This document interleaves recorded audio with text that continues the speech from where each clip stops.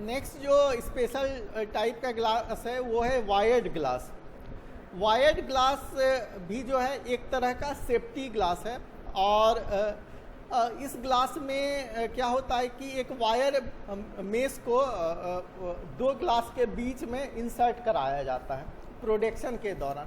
Basically क्या करते हैं कि हम लोग कि सीट ग्लास को फॉर्म करते हैं और एक सीट बॉटम के रोलर पे फ्लो करते जाता है। उसके ऊपर में एक वायर मेश हम लोग एक रोलर की मदद से उसके पे ऊपर डालते जाते हैं और टॉप से जो है एक और ग्लास का लेयर हम लोग उस पर चार्ज करते जाते हैं। तो इस तरह से कंटिन्यूस हमारा जो वायर्ड ग्लास का प्रोडक्शन होते रहता है। तो हम लोग क्या कि एक सिंपल प्लेन ग्लास जैसे रोलर पे चल रहा था सीट ग्लास के फॉर्मेशन में, प्लेन ग्लास आया फिर उस पर एक वायर मेश डाले, फिर हम लोग उसके ऊपर सिंपल ग्लास डाल दिए, प्रेस कर दिए और प्रेस करने के बाद इसको थोड़ा हीट कर दिए ताकि हीट करने के बाद जो है आपस में दोनों जो ग्लास हैं वो स्टिक हो जाए। तो इस ग्लास में हम लोग देखें कि एक वायर मेश को ग्लास के दो ग्लास के बीच में एम्बेडेड करते हैं। वायर ग्लास का जो इम्पैक्ट रेजिस्टेंट होता है वो नॉर्मल ग्लास के सिमिलर होता है कि वायर ग्लास को भी आप इम्पैक्ट करोगे तो उतना में ही टूट जाएगा। लेकिन इसका एडवांटेज होता है कि यदि ये ब्रेक होता है तो ब्रेक होने के कारण बाद जो है ये अपने स्ट्रक्चर से ग्लास पीस के रूप में अपने स्ट्रक्चर में होल्ड करके रख लेता है।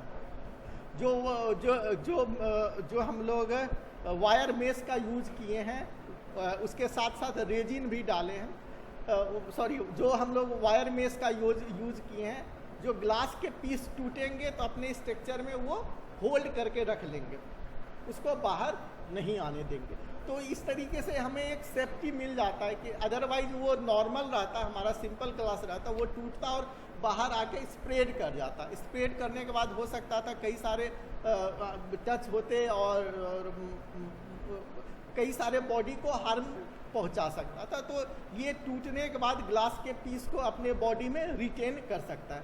या मान लो कि कोई क्रैक आया, पूरे एक बड़ा सा स्ट्रक्चर है, बड़ा सा ग्लास का स्ट्रक्चर है, कोई इम्पैक्ट हुआ और क्रैक आया तो क्रैक होके वो टूट के बिखर सकता था। लेकिन चूंकि उसके अंदर वायर मेश है, वायर मेश के कारण वो जो है उस पूरे स्ट्रक्चर में उस बड़े से पीस को होल्ड करके रख लेता है।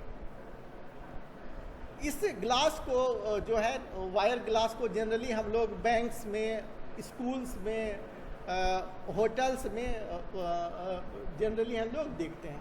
बहुत सारे बैंक में जो है विंडोज़ में ये ग्लास को लगाया जाता है। तो सेफ्टी पर्पस है कि कोई भी चीज़ें हुई तो एक तो थोड़ा सा ये अच्छा लुक भी देता है, साथ साथ ये एक सेफ्टी भी प्रोवाइड करता है।